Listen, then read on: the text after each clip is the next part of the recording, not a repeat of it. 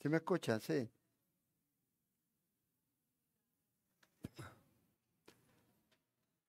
Damos gracias al Señor por este domingo que nos permite reunirnos.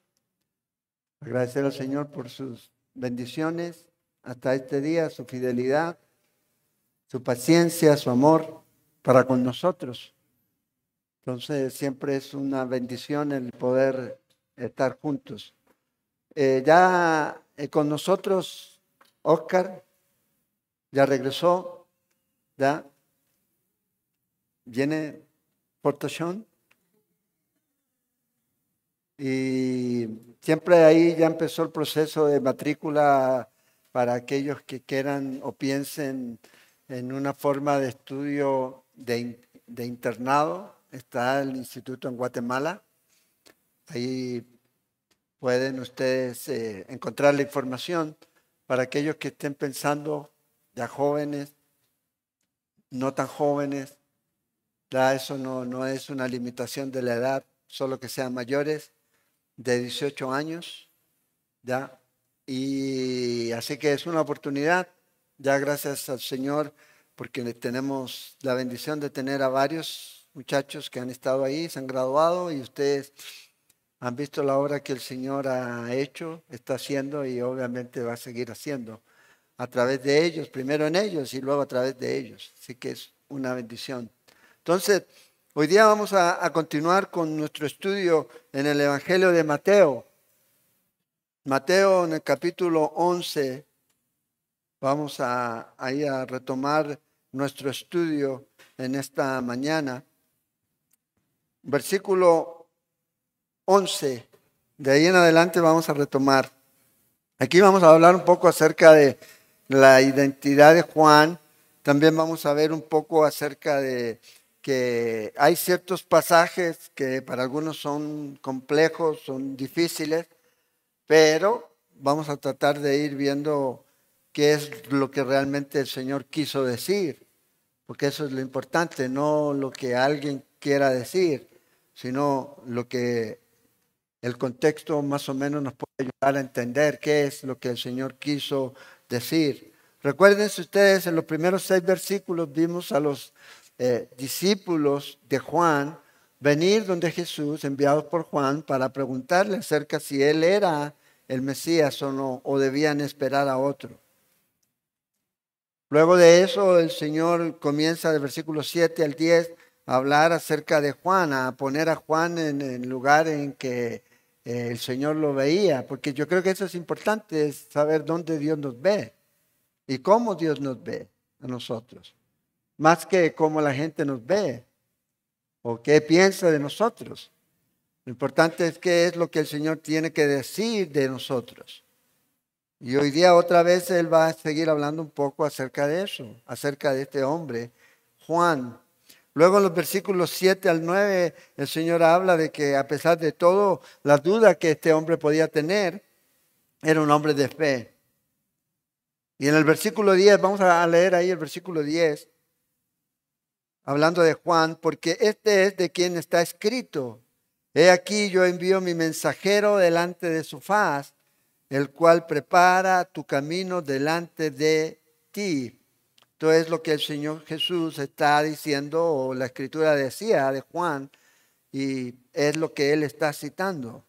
Un gran hombre, ¿ya?, que tenía una gran responsabilidad, pero vamos a ver que por ser gran hombre no necesariamente es el más grande de los hombres. Y a veces nosotros pensamos que este es el más grande, no, a veces el más pequeño. Y aquí en este contexto está hablando acerca de los dos pactos, el pacto del Antiguo Testamento y el Nuevo Testamento. Aún Jesús no había muerto, aún Jesús no había resucitado, aún Jesús no había establecido ya su iglesia. Y aquí usted puede ver que hay una mayor revelación. Al que tiene mayor revelación, obviamente hay mayor responsabilidad. Entonces leamos ahora del versículo 11 al 15 y luego vamos a ir comentando acerca de este pasaje. Mateo 11, versículo 11. Si alguien necesita Biblia, creo que todavía quedan Biblias allá. Puede levantar su mano y alguien le puede alcanzar si se distrae con el teléfono, ¿da? O quítele los datos y ya no se va a distraer del teléfono para que hable su Biblia, para que no le entren mensajes. Y voy a cumplir con eso yo inmediatamente para que no me entren mensajes, ¿da? No solo mensajes, ni que Jesús me llame, porque en este momento estamos hablando de Él. 11 dice, de cierto os digo, ponga atención a esto, porque cuando Jesús dice esto, es como que se dijera, lo que te voy a decir es absolutamente verdad. No hay lugar a duda. No le está diciendo un apóstol, no le está diciendo un profeta, no lo está diciendo un fariseo, no lo está diciendo un sacerdote, lo está diciendo Jesús, el Hijo de Dios, la segunda persona de la Trinidad. Y lo que Él va a decir es interesante, fíjense. Entre los que nacen de mujer no se ha levantado otro mayor que Juan el Bautista. Y luego vea lo que dice. Pero el más pequeño en el reino de los cielos mayor es que él. Luego dice, desde los días de Juan el Bautista hasta ahora, el reino de los cielos sufre violencia y los violentos lo arrebatan.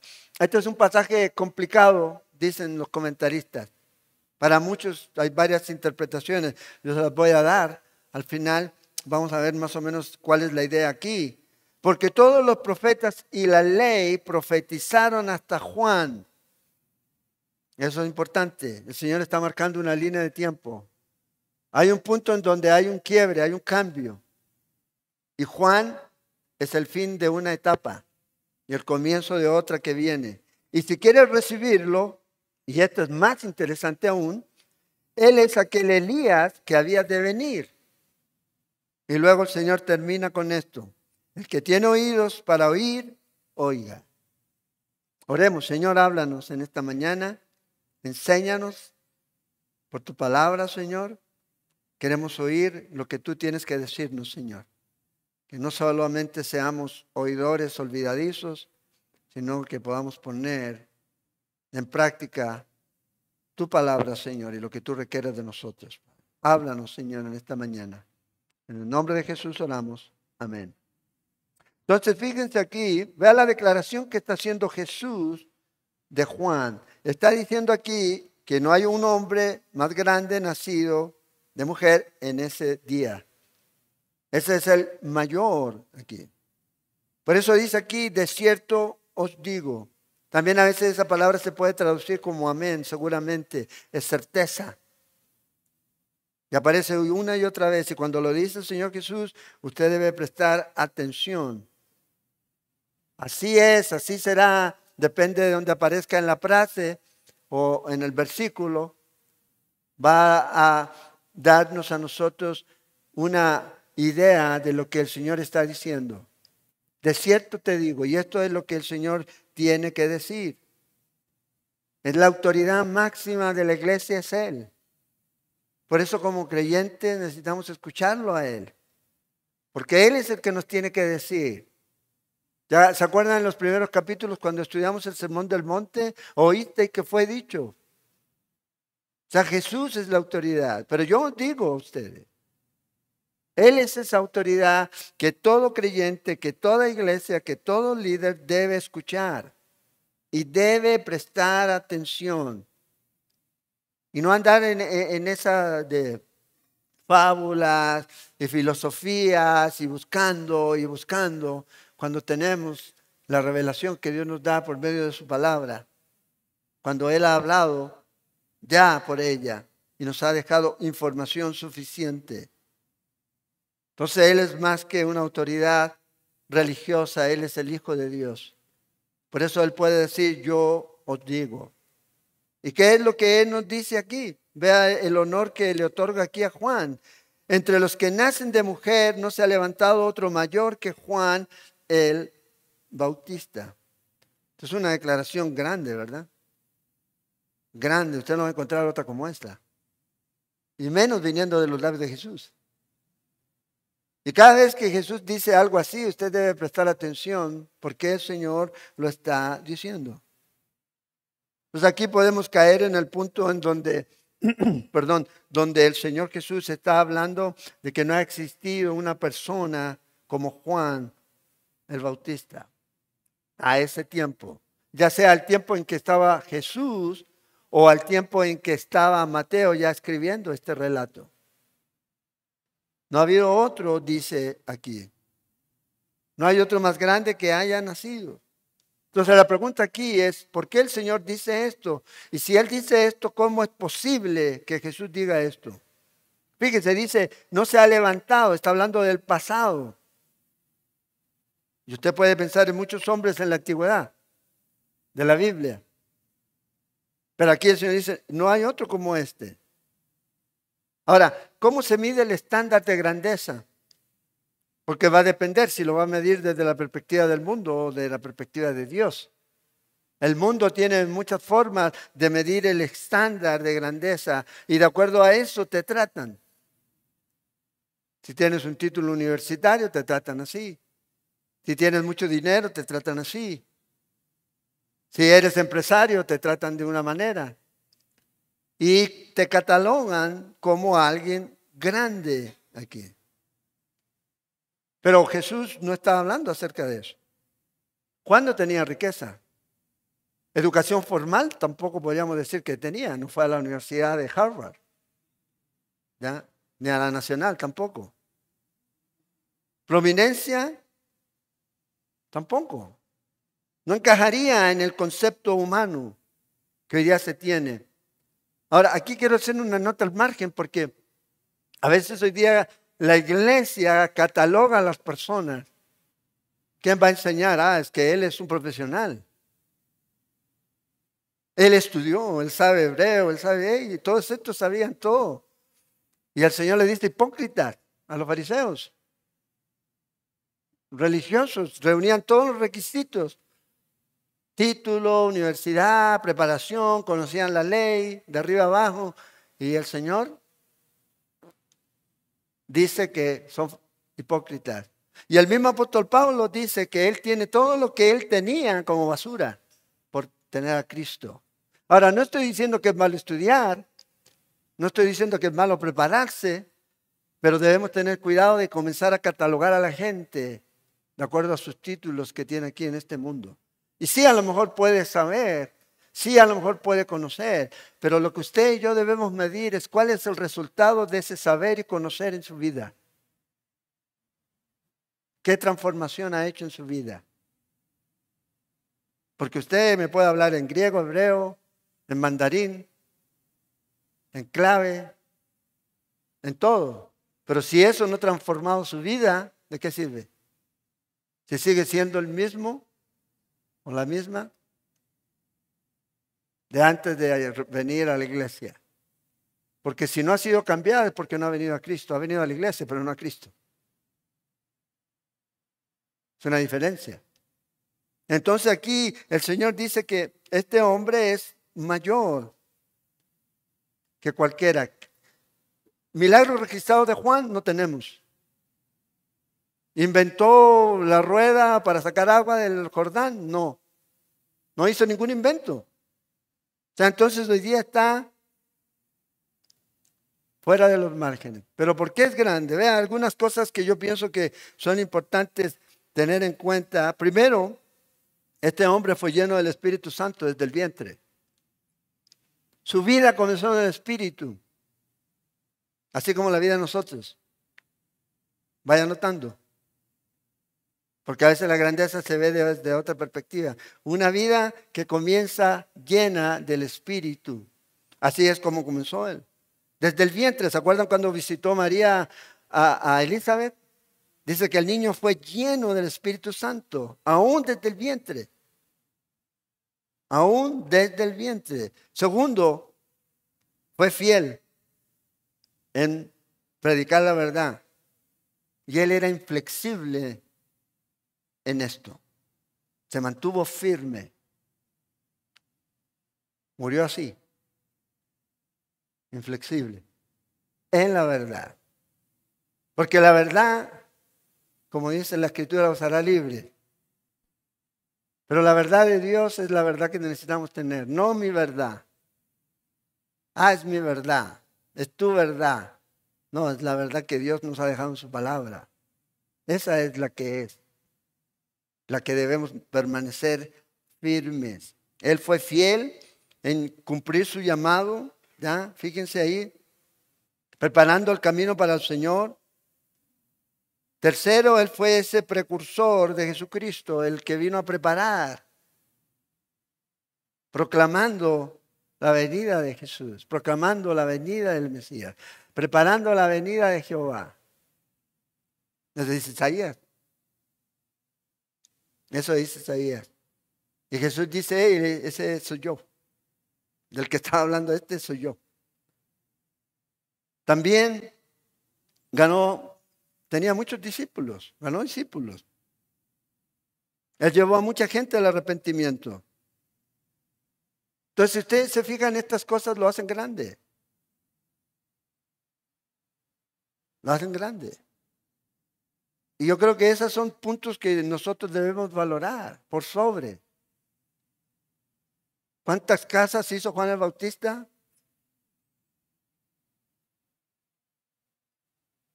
¿Cuánto construyó? ¿Cuánto patrimonio llegó a tener? ¿Cuánto se desgastó en las cosas de este mundo? Lo llamó el Señor y al desierto. Ahora, Dios no está diciendo que yo tengo que ir a vivirme al desierto y botar mi Audi que tengo parqueado ahí y dejarlo ahí, no. Pero debemos tener claras cuáles son nuestras prioridades. Nuestras prioridades. Si su vida está centrada en lo material y no en Cristo Jesús, realmente no está invirtiendo su vida, la está desperdiciando. Lo que hacemos para Cristo, por Cristo y en Cristo es lo que al final queda. Lo demás se lo va a llevar el viento. ¿O usted cree que yo me voy a llevar mis 7 casas al cielo? No, no. Además de esto, Juan el Bautista fue el último profeta que se conoce como profeta del Antiguo Testamento. Esto es algo que se lo voy a mostrar ahora en un momento. Pero usted dice, bueno, es que estamos leyendo el Nuevo Testamento. Sí, tiene razón, pero aquí es donde está el punto. El nuevo pacto todavía no se establece. Hasta este punto todavía el nuevo pacto que el Señor vino a establecer no se ha establecido. ¿Por qué? Porque Jesucristo no ha muerto en la cruz. Y esta es mi sangre, el nuevo pacto.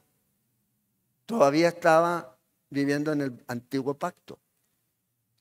En la era, podríamos decir, del Antiguo Testamento. Aquí. Cuando Jesús muere, resucita y comienza a aparecerse a los discípulos y establece su iglesia, entonces ese es el comienzo y el inicio del nuevo pacto. Entonces Juan el Bautista es el último profeta antiguo testamentario que se menciona en el Nuevo Testamento, abriendo este camino para el Señor. Ahora, si ustedes tienen una Biblia de papel, ya, impresa, cuando usted llega al libro de Malaquías, vayan al libro de Malaquías. Si tiene Biblia de papel. Si no tiene Biblia de papel, no lo haga. ¿Qué hay ahí entre Malaquías y Mateo? ¿Qué hay? Hay una hoja que dice Nuevo Testamento. ¿Ves una hoja en blanco? Hay un periodo de tiempo. ¿De cuántos años? 400 años. El último profeta que profetizó antes de la aparición de Juan el Bautista fue Malaquías. Y Malaquías termina su testimonio, su profecía, llamando al pueblo al arrepentimiento. Después de que Malaquías termina, hay 400 años de silencio. 400 años en donde el Señor guarda silencio. No envió ningún profeta para que hablase a la nación.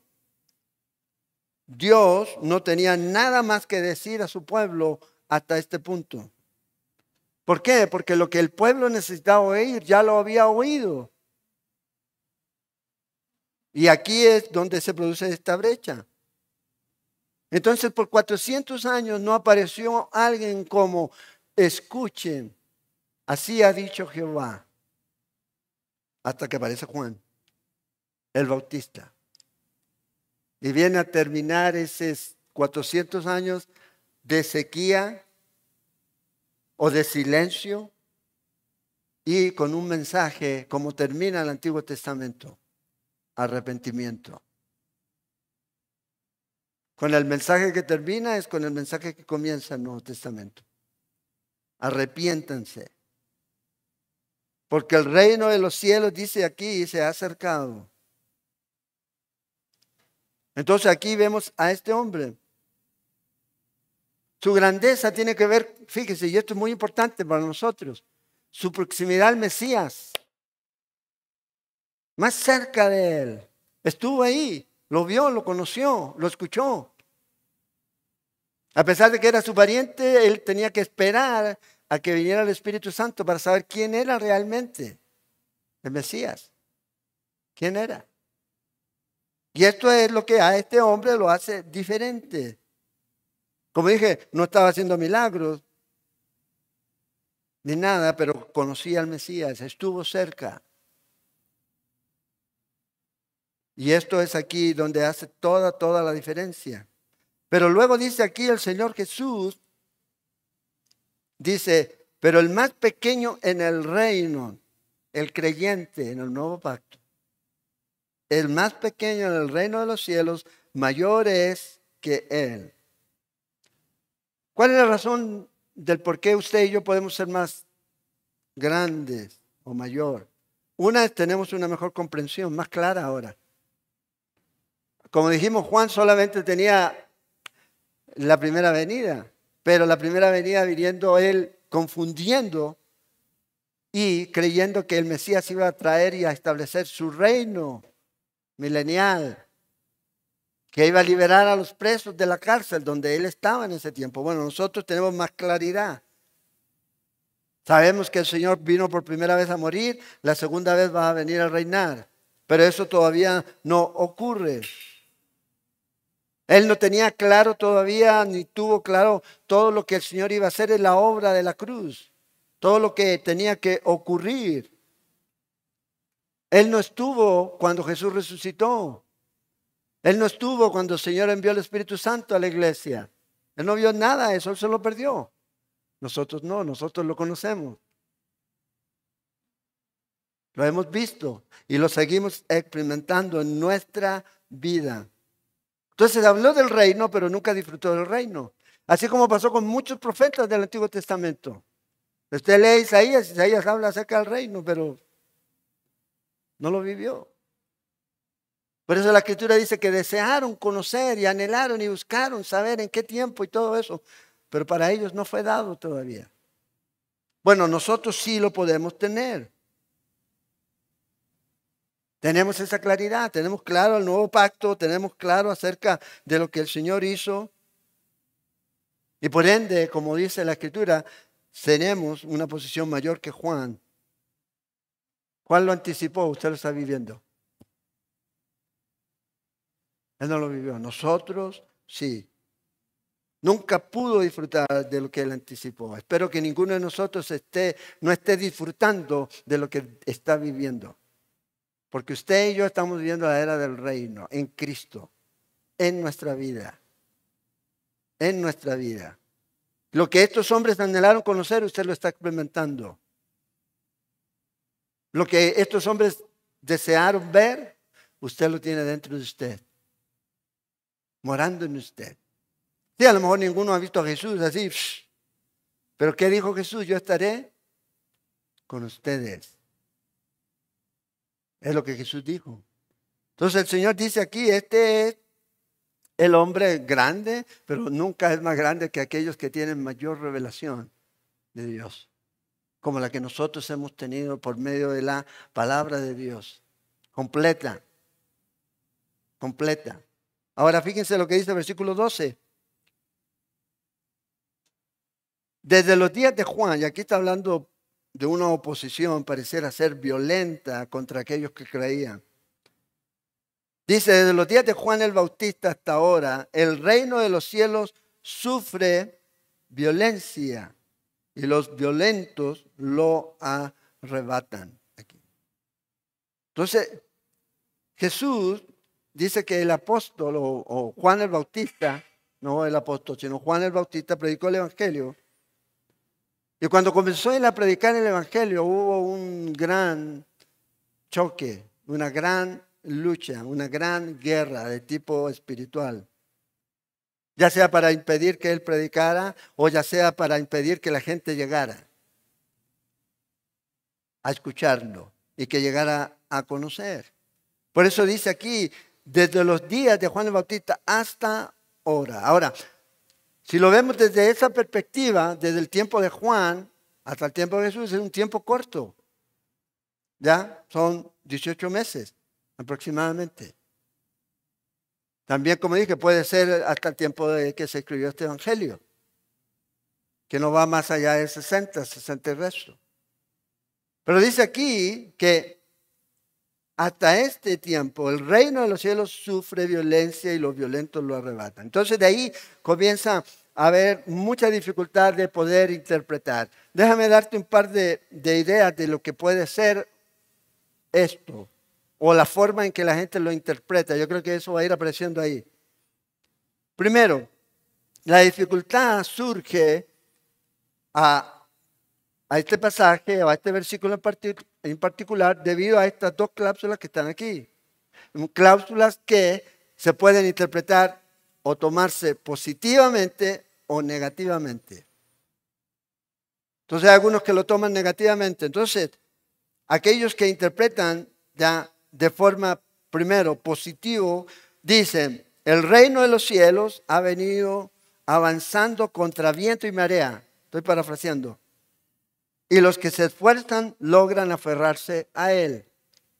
Entonces dicen, el reino de los cielos avanza, a pesar de todo, avanza. Esta es una de las formas de verlo positivamente. Ahora, ver de forma negativa, podemos decir o podemos parafrasear que el reino de los cielos sufre violencia y los violentos lo toman por fuerza. Lo toman por fuerza. La otra idea puede ser, tomando la primera premisa positiva y la otra negativa, en donde hablaría de que el reino de los cielos avanza con fuerza y los violentos lo saquean. Los violentos lo tratan de detener. Y entendiendo por último, en forma negativa y positiva, el reino de los cielos sufre violencia y la gente poderosa se apodera de él. Entonces, si usted lee comentarios, a los que leen comentarios de pronto van a salir algunas de estas ideas aquí. Creo que en el contexto, yo creo que la forma más natural de entender esto tiene que ver con persecución. Tiene que ver con oposición al reino de Dios. Y una de las formas en que probablemente se comenzó a provocar que la gente se levantara en oposición es porque ellos creían que Jesús venía a establecer un reino político. Cuando usted lee Juan, y creo y estoy orando al Señor, porque creo que una vez que terminemos de estudiar Mateo, si el Señor no ha venido, vamos a estudiar el Evangelio de Juan. No vamos a ir a Hechos, vamos a ir al Evangelio de Juan. ¿Qué nos tiene que decir Juan después de 60 o 70 años de los eventos? Y Juan nos dice una cosa que es interesante. En el capítulo 6 y en otros capítulos dice que la gente quería hacer rey a Jesús, ¿se acuerdan? Y Jesús se tenía que ir. Cuando él se daba cuenta que la gente venía y quería ponerle y ponerlo como rey para que fuera y destruyera a Roma, Jesús dice, no, esto no es para lo que yo he venido todavía. Y él se apartaba aquí. Ellos querían que Jesús impusiera su reino mesiánico sobre los romanos, los quitara a ellos y diera libertad al pueblo de Israel. Entonces ellos querían que esto se transformara en un movimiento político. Y como no fue, entonces la gente comenzó a irse en contra. No era lo que ellos estaban esperando aquí. No era. Y comenzaron a tener oposición. Ya no vayan con Jesús porque no es. Pero aún así había gente que llegaba al Señor por medio del Espíritu Santo. A pesar de la oposición, la gente sigue viniendo al reino de Dios. Sigue viniendo a Cristo. ¿Salvados por quién? Por el poder del Espíritu Santo de Dios. Porque el que salva, el que convence de pecado es el Espíritu Santo. No nosotros. Es el Espíritu Santo. Nosotros podemos ver la reacción de oposición hacia la iglesia, hacia los creyentes, pero también podemos ver la obra del Espíritu Santo salvando gente por medio de la predicación del Evangelio. Y la oposición cada vez se va a ir haciendo más y más y más y más y más y más difícil, más grande, pero aún así el Señor sigue salvando. Por la obra del Espíritu Santo, por la predicación de la palabra de Dios. Entonces la persecución ha estado y va a seguir estando ahí. Ahora, vea lo que dice aquí el Señor en el verso 13. Porque todos los profetas, y aquí está hablando de un final, esta es la culminación de los profetas, dice, todos los profetas y la ley profetizaron hasta Juan. Ahí tienes. Este es el último de los profetas. No lo digo yo, lo hizo el Señor. Jesucristo aquí. Y este versículo explica el versículo 12. Por eso hay que estudiar la escritura en el contexto. Porque algunos usan el solo versículo antes. Ay, y los valientes lo arrebatan. Pero aquí hay un contexto. ¿Y cuál es el contexto? Aquí fíjense, dos caras, dos eras, dos pactos. Es lo que él está diciendo. Termina Juan. Si Juan todavía siguiera, no habríamos visto a Cristo muriendo en la cruz. Pero ya murió. Entonces se acabó este pacto. Gálatas capítulo 3, verso 24 dice esto. De manera que la ley ha sido nuestro ayo, nuestro maestro, nuestro profesor. El que nos cuida y nos lleva a Cristo. ¿Se cumplió? Sí. ¿Para llevarnos a quién? A Cristo. ¿Con qué propósito? Con el propósito de que usted y yo pudiéramos ser justificados por la fe. Ya no por obras, para que nadie se gloríe. Porque la salvación nunca es por obras. Siempre por gracia. Siempre por gracia. Yo no hago obras para ser salvo. Si usted es salvo, eso va a salir de usted. Obras que agradan a Dios, que Él preparó de antemano para que anduviésemos en ella, dice Efesios 2:10. Entonces tampoco diga, no, yo soy salvo por gracia y no hago nada. No, si usted es salvo va a reaccionar, va a haber una reacción. Y vamos a ver que Jesús va a decir esto al final, que la justicia es justificada por los hijos. O sea, el resultado de lo que yo diga o de lo que la iglesia enseñe o lo que el líder enseñe, se va a ver en la vida de cada uno de nosotros. Vidas cambiadas y transformadas. No va a ser de otra manera. Entonces aquí el Mesías ya vino para salvar por gracia mediante la fe. Eso es lo que nosotros vemos en las Escrituras. Y esto es lo que Juan señalaba. He ahí el Cordero de Dios que quita el pecado del mundo. Es necesario que yo caiga y que Él crezca. Síganlo a Él, no me sigan a mí. Él es. Eso es lo que Él dijo. Y esto es lo que el Señor está diciendo, es el último. Fíjense lo que dice Lucas 16:16. La ley y los profetas eran hasta Juan. Desde entonces el reino de Dios es anunciado. Fíjense. Y todos se esfuerzan por entrar en él. Ahora, ¿cómo entró Juan a la vida pública? O como lo conocemos nosotros aquí en los evangelios, predicando este mensaje. Arrepentidos porque el reino de los cielos se ha acercado. Él no era el reino. Él no era el Mesías, pero él indicaba quién era. Él estaba preparando a la gente para recibir a su Mesías, al que habían estado esperando, al que Daniel había profetizado, al que Isaías había profetizado, Jeremías había profetizado. Moisés había profetizado. Eso es lo que él estaba haciendo, preparando los corazones para que recibieran al Mesías. ¿Y qué ocurrió cuando Juan entra con esta enseñanza? Bueno, la gente reaccionó y comenzó a tener oposición y comenzó a tener persecución. Y los que eran hombres religiosos que se suponía que estaban esperando al Mesías lo rechazaron, ignorando las Escrituras. Pero él siguió fiel en su llamado. Aquí. Juan era un hombre muy tenaz, dispuesto a defender la verdad. Y lo que vas solamente a encontrar es la verdad de Cristo. Por eso, si tú no enseñas la verdad de la palabra de Dios, ¿qué va a encontrar la gente? ¿Qué libertad?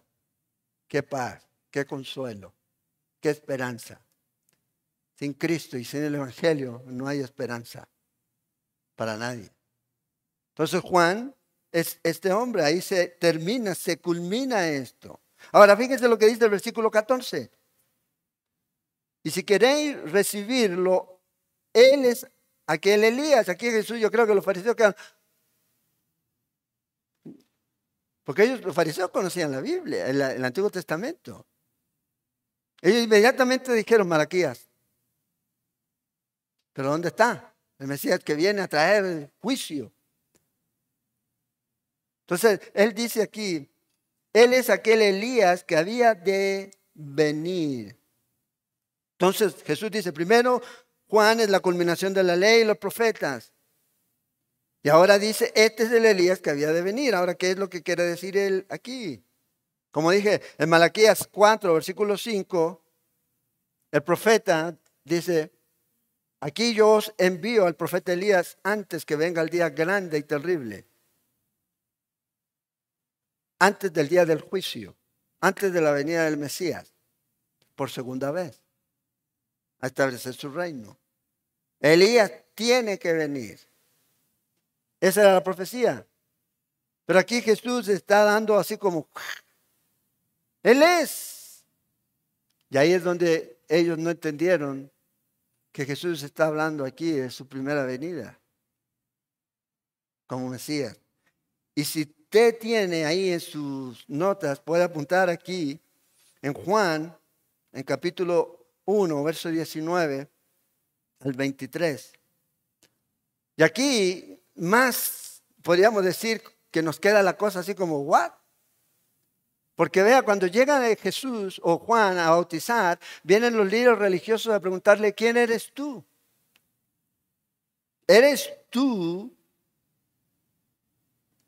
el Mesías? ¿Qué dijo Juan? Yo no soy el Cristo. Yo no soy el Mesías. Bueno, descarten. ¿Eres tú Elías entonces? ¿Y qué dice Juan? No soy. Pero Jesús está diciendo, Él es.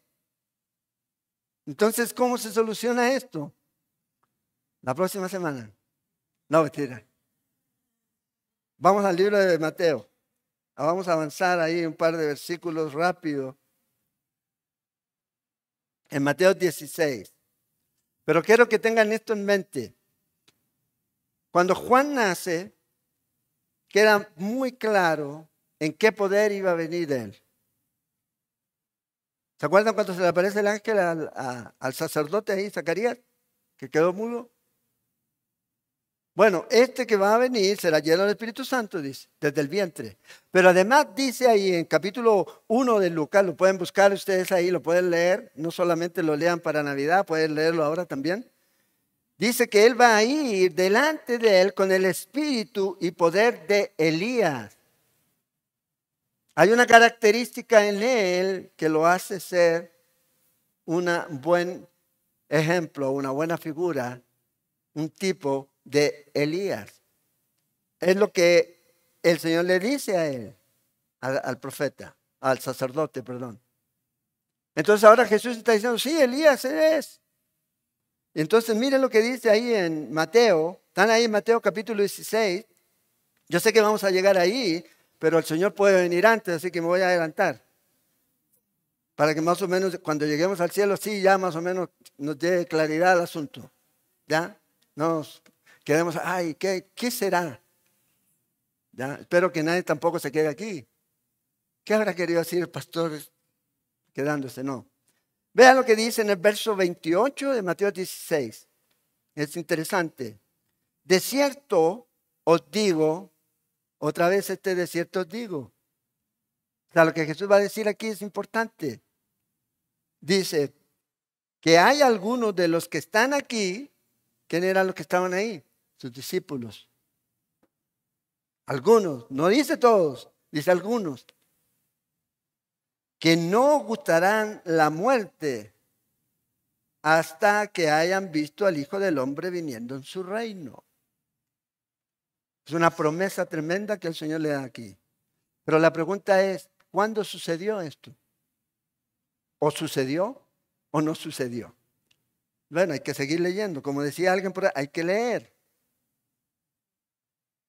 Hay que leer. Y en el capítulo 17 nos dice ahí que 6 días después Jesús tomó a Pedro, a Jacobo y Juan, su hermano, y los llevó al monte. Acuérdense, algunos de ustedes no van a gustar la muerte. No todos. Bueno, aquí hay un grupo. El grupo cercano de Jesús. ¿Y qué ocurrió en este capítulo 17? Es el monte de la transfiguración.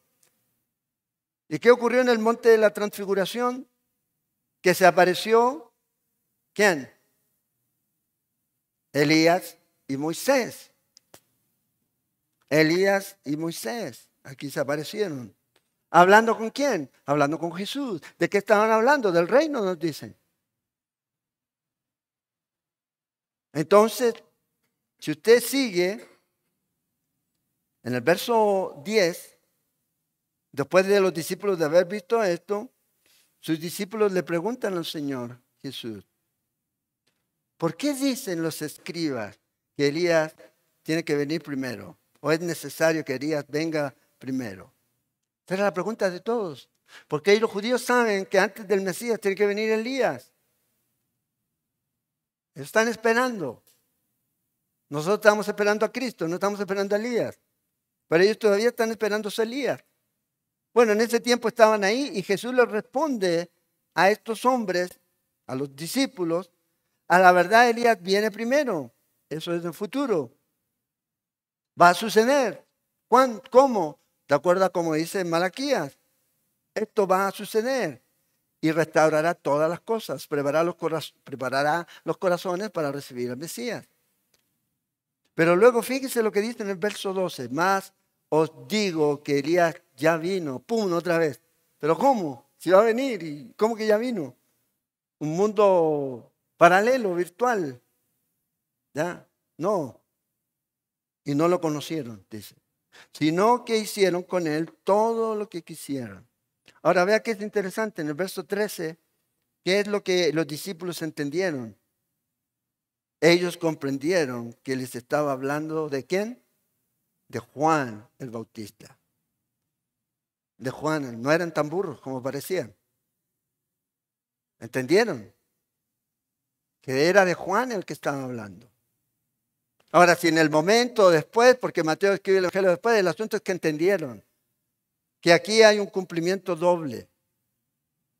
Y que el cumplimiento doble no tiene que ver con la persona, sino podríamos decir en el poder, el carácter de este otro. Y Juan reunía esa condición.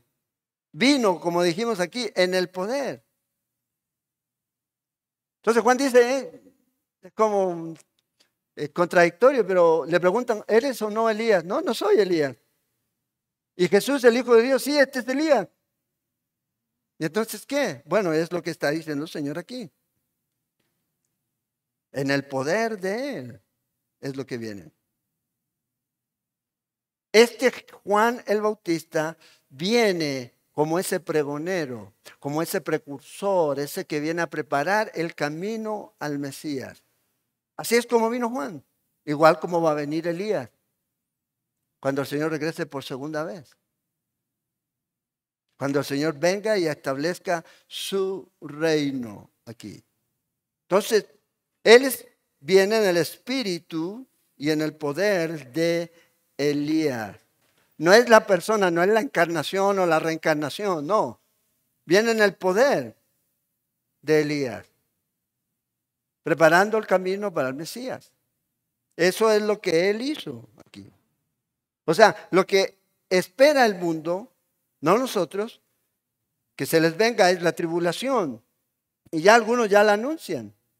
Hambruna y esto y el calentamiento y todo lo demás. Bueno, eso no es nada a lo que usted puede ver que va a ocurrir en las Escrituras.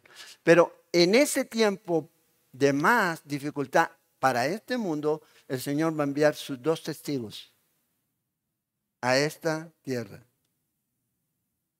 Ahora, Elías puede venir si ya murió. Bueno, la Biblia dice que no murió. Si usted lee en Segunda de Reyes, capítulo 2, dice que fue llevado ya en un carro de fuego, vino un carro de fuego con caballos de fuego, apartó a los que estaban con él. ¿Y cómo subió Elías al cielo? ¿En el carro? No, en un torbellino. ¡Pum! Dios se lo llevó. ¿Y qué mandó a hacer Eliseo? No Eliseo, sino la gente. Ay, pero no puede ser, busquémoslo. Necia la gente, ¿verdad? No lo van a encontrar, le dijo. Y lo buscaron por mucho tiempo. ¿Y qué pasó? ¿Lo encontraron? No lo encontraron aquí. Nunca experimentó la muerte, fue llevado al cielo. Y Dios lo tiene guardado a él para un futuro ministerio. Para un futuro ministerio. Yo sé que usted está leyendo ahí como buen leedor en Mateo 17 y dice que estaba Moisés. Y es algo interesante que esté Moisés ahí. Para muchos piensan que él, Elías y Moisés son los 2 testigos. Si quieres saber cuál es mi posición, estudie el capítulo 11 de Apocalipsis. Ahí hablamos acerca de eso en extenso, ahí. Pero de que van a haber 2 testigos, sí. Y que van a hacer las señales que hizo Elías, sí. Entonces Elías va a venir. Y va a ser el profeta que va a traer y va a preparar el pueblo para el Señor. Antes del terrible día de Jehová. Si usted piensa que la cosa está mal ahorita, o si usted piensa que ahora está viviendo algo terrible, no se compara a lo que este mundo va a vivir. Y es por eso que el Señor nos dice a todos nosotros que tenemos un lugar en los cielos. Vendré y me tomaré a mí mismo para que donde yo esté, ustedes también estén. Dios nos va a sacar de aquí. Esa es la esperanza que nosotros tenemos. Pero después que la iglesia ya no esté aquí, estos testigos se van a manifestar y van a comenzar a caer los juicios de Dios sobre la tierra. Eso no es simbólico, porque no ha habido nada como eso. Mateo 24, 21, el Señor dice que tribulación como esta nunca ha habido en la historia. Así que no tratemos de hacer coincidir, no, esto ya ocurrió en el pasado. No, dice, Jesús lo dijo. Nada de lo que pasó hacia atrás se compara a lo que viene. Nada. Y de nada de lo que viene hacia adelante se compara a lo que viene. De lo que han podido ver, la Primera Guerra, la Segunda Guerra, la Guerra de Vietnam, la Guerra de Corea y todas esas guerras que han habido en el Medio Oriente y todo lo demás, nada, nada. Ahí sí realmente van a haber plagas que van a matar 1/3 de la población. Entonces, aquí el Señor dice, versículo 14 nuevo ahí de Mateo 11. Y si queréis recibirlo, Él es aquel Elías que había de venir. Él es un anticipo. Él entra a este mundo en el poder, en el espíritu y en el poder de Elías. Entonces, es lo que se está esperando. Pero aquí termino. Vea lo que dice el versículo 15. Porque no sacamos nada con sentarnos aquí y nos vamos para la casa como que sin nada. Vea lo que dice aquí. El que tiene oído para oír, oiga. O sea, Jesús le da importancia a lo que usted escucha. Es lo que Él está diciendo aquí. De otra forma, el Señor dice, presten atención a lo que yo les estoy diciendo. Y esta es una frase muy común de Jesús. Si se está enseñando la verdad, usted debe prestar atención a eso.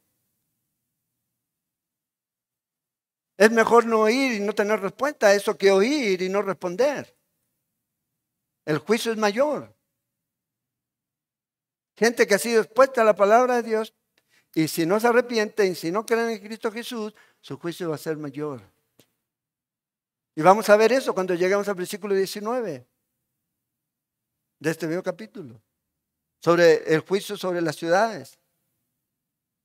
Si lo que se hizo aquí hubiera sido hecho allá, dice, estos se hubieran arrepentido. Por ende, tu castigo va a ser mayor que allá. Porque tú supiste y no hiciste nada, no te arrepentiste. Entonces el Señor da aquí este llamado. Tiene que tener siempre sus oídos atentos para escuchar. Todos los que tengan esa capacidad de oír. Entonces no puedo oír. Bueno, todos los que tengan la capacidad de leer. No puedo leer. Bueno, todos los que tengan la capacidad de ver señas. De alguna forma. Tienen que escuchar y tienen que responder a lo que el Señor les está diciendo aquí. Yo creo que esta generación a la que estamos viendo aquí tuvo demasiada luz. Vieron a Jesús. Tuvieron a Jesús. Vieron hacer todos los milagros que Jesús hizo. Escucharon todos los sermones que Jesús enseñó, todas las predicaciones, que no ha habido ninguna muestra. Ninguna, y la gente la entendió. Y es interesante, por ejemplo, cuando leemos el Sermón del Monte, hay predicadores del siglo XVI, que no digo que esté mal, pero de todo eso hicieron 6, 7, 8 tomos. Jesús en una sola predicación les dejó clarita la verdad a todos. Esto es. Claro, y de ahí empieza todo a construirse y está bien. Pero a veces queremos ser demasiado profundos. Y perdemos la sencillez. No debemos perder la sencillez sin dejar de ser profundos. Y esto es lo que el Señor les dice aquí. Escuchen. Ustedes escucharon a Juan el Bautista, porque está hablando de Juan el Bautista, contexto. De él está hablando aquí. Ustedes escucharon a Juan. ¿Y de quién hablaba Juan? De Jesús. Bueno, escúchenlo a él. Estaba diciendo que el Mesías había venido. ¿Y qué hizo esta gente? Dice que se opuso. Entonces alguien dice, es mejor no oír nada que oír y no responder. Todos los que han pasado por estas sillas y han escuchado el mensaje del Señor y no han respondido a Él, tienen una responsabilidad. Y como les dije, Dios no va a pasar por inocente al culpable. Entonces, hagamos un par de preguntas para terminar. ¿Qué piensa Dios acerca de usted y de mí? Ya vemos lo que el Señor piensa de Juan. Y luego vamos a ver qué piensa el Señor del pueblo la próxima semana. Pero aquí hablando acerca de este Juan. ¿Cómo nos ve Dios? Como personas con convicción, firmes, que estamos claros de que el mensaje que hemos recibido es de Dios y lo entregamos fielmente. Nos ve como personas de fe. Porque a veces nosotros pensamos que la fe es que no, yo soy una persona de fe porque lo que yo creo se hace. Y yo oro y pum, y se sana. Y yo oro y no. La fe es creer cuando usted no ve nada. Porque entonces, ¿qué fe es? Ahí es donde hay que creer, a las promesas del Señor. Y la fe no viene por el ver, sino por el oír la palabra de Dios. Es que yo quiero ver a Dios reaccionar y que se me aparezca, entonces creo. ¿Ha conocido gente así? No aquí en esta iglesia, pero sí debe haber. Gente que lo único que quiere es ver, pues lo único que quiere es sentir. Siento aquí siento. Necesitamos crecer en nuestra fe. ¿Cómo nos ve el Señor? Personas de fe. Entre más cercano al Mesías, más fe. Más lejos de Él, menos fe. Y eso es la enseñanza que nos da el Señor en su Escritura. ¿Cómo nos vemos? ¿Como personas sin concesiones o concedemos todo? Bueno, está bien, para no hacer un pleito no vamos a la iglesia hoy. Bueno, ya si no quiere ir, nos vamos. ¿Cómo nos vemos? Pero no sea tan... Pero es que de eso se trata, en los pequeños detalles. No, cuando yo tenga que cruzar el mar, ahí sí van a ver mi fe. No, comienza a venir a la iglesia, comienza a traer a su familia. Deje de darle prioridades a aquellas cosas que no edifican el espíritu y que hacen que su carne cada vez rebote más. No espere volver a donde estaba, de donde ya el Señor lo sacó, para decir, bueno, Señor, ayúdame ahora. Convicciones firmes, sin concesiones. Y por último, ¿cómo nos ve? ¿Como siervos? ¿O como qué? ¿Como jefes? ¿Como visitas? Porque si es visita, no tiene que servir. Si usted va de visita a una casa, no va a limpiar el baño. ¿Ya? Tráigame el cloro y... ¿ya? Eso en el instituto, pero aquí no. No hay visitas. Hay muchos que están así en la iglesia, solo visitan, no sirven, no edifican, no ayudan, no están disponibles. Es que no tengo tiempo, pastor. Es que trabajo, pastor. Es que tengo familia. ¿Cuántos de aquí, si yo le pregunto, cuántos de aquí trabajan y tienen familia? ¿Todos? Yo también tengo familia. Sí, claro. Siervos. Terminemos leyendo Mateo 25, 23. Señor, dice aquí, su Señor le dijo, bien, buen siervo y fiel. Sobre poco has sido fiel, sobre mucho te pondré. Entra en el gozo de tu Señor. El pasar la eternidad con el Señor depende de nosotros. Sí, nosotros tenemos que tomar la decisión de seguir al Señor. ¿Qué dice Dios? Dios ha votado, sea salvo. ¿Qué vota Satanás? Que esté perdido. Bueno, ¿quién da el gane? O llamémoslo así, ¿quién hace la diferencia? Si usted cree. ¿A dónde va a pasar la eternidad? ¿Qué haremos? Le dicen la gente a Pedro en Hechos 2. Arrepiéntanse, le dice. Y bautícese cada uno. Y crean en el Señor y les será dado el don. A ustedes, a sus hijos y a todos los que creyeren. Hechos 2, 38 en adelante. Esa es la promesa. Entonces, Juan el Bautista es un personaje muy especial. Pero nosotros tenemos ahora, en este tiempo, ahora ya Juan la ve toda arriba. Así no, así cualquiera, dijo. Si yo en el cielo cualquiera, aquí es donde creemos, por fe. Y confiamos. Y sabemos que el Señor prometió que volvería.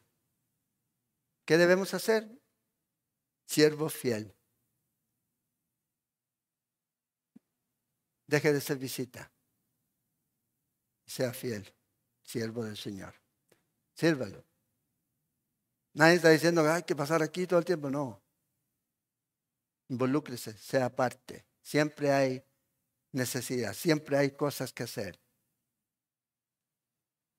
No, es que yo quiero discipular. Empiece por lo básico.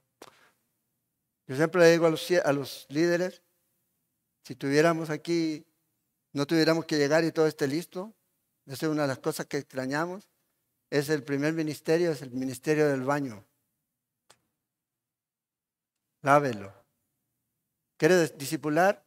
¿Quieres enseñar la palabra detrás del púlpito? Lava baños. Empieza lavando baños. Bueno, aquí no tenemos esa oportunidad. Algún día vamos a volverlo a hacer. Jesús le lavó los pies a los discípulos. Porque yo no puedo lavar un baño. ¿Qué me hace más que Él? Mi título, mi nombre, mi apellido, mi dinero, mi profesión. Jesús es el Señor y Rey de Reyes, Señor de todo. Y si yo hice esto, bueno, ejemplo les he dado.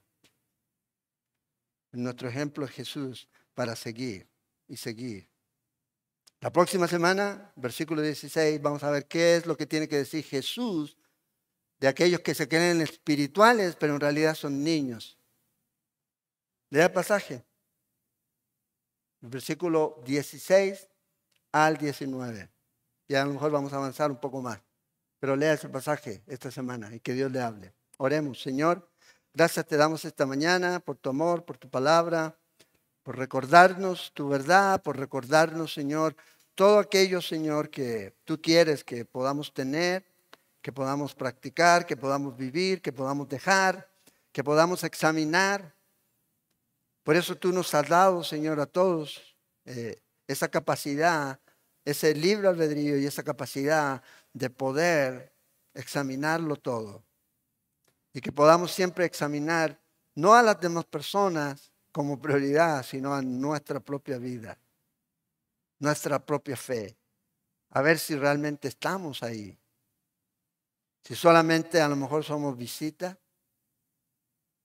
o realmente somos siervos, somos tus hijos. No queremos aparentar nada porque sabemos que tú conoces nuestro corazón. No podemos aparentar, porque tarde o temprano, Señor, tú sacas a la luz. Así que oramos, Señor, para que nos traigas esta convicción por medio de tu Espíritu y tu palabra a nuestros corazones. Y si hay algo, Señor, que me está alejando más de la comunión contigo, de la comunión con los hermanos, bueno, ayúdanos, Señor, a poder tomar la decisión que es realmente la que va a edificar la casa sobre la roca, sobre Cristo, que va a levantar a nuestros hijos sobre la roca, que es Cristo. Ayúdanos, Señor. Oro por nuestros hermanos que están enfermos, por don Roque, Joania, para que tú los toques, los sanes. Traigas, Señor, gracias a sus vidas. Traigas paz a sus corazones, Señor. Fortaléceles, Señor.